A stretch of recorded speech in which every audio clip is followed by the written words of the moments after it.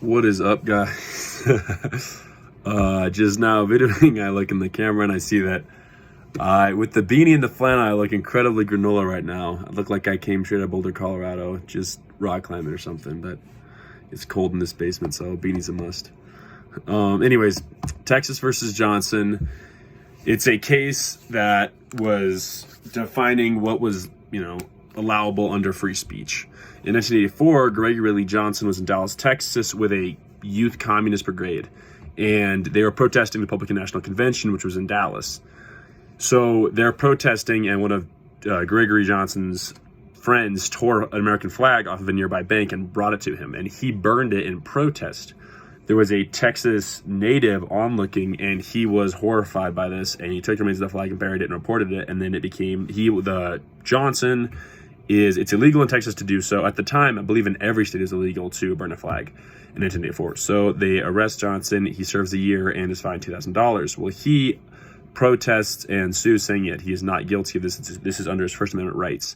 So the Texas courts uphold Texas's decision and the laws there to put him in jail.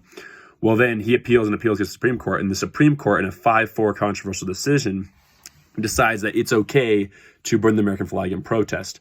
There is, it is under First Amendment rights that you have protests to burn a flag. Now, this was controversial because it wasn't verbal protest. It was clearly a physical display, but they considered it protest.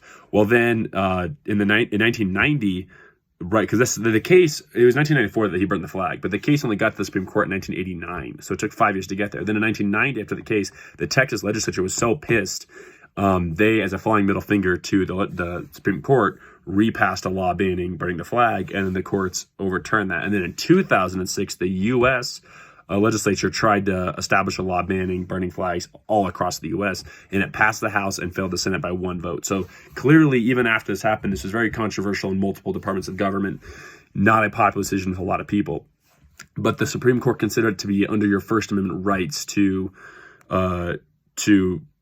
display, your dissatisfaction with the U.S. and act as he did. So very controversial. It falls under the First Amendment without a doubt, because it's saying this isn't a physical act. I mean, this isn't a verbal act. It's a physical act of displaying, how I feel about what's happening, and very controversial.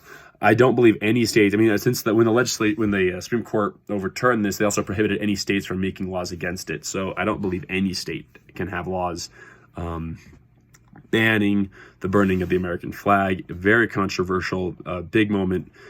But, I can see both sides of where the legislature, the Supreme Court was saying, hey, under First Amendment, he's burning this. But I can see the argument of it's a sacred item and it should be given more reverence and burned. And that you should have that. I mean, previously in 1907, so we're going back 80 years, you couldn't even put the American flag on alcohol advertisements or tobacco advertisements because those were considered too dirty of an industry to have the American flag associated with it. That was illegal in the U.S. So clearly over that 20th century, opinions on this radically changed from so conservative in this area that the American flag is a sacred item that can't be used, to the point that burning it in protest was all right.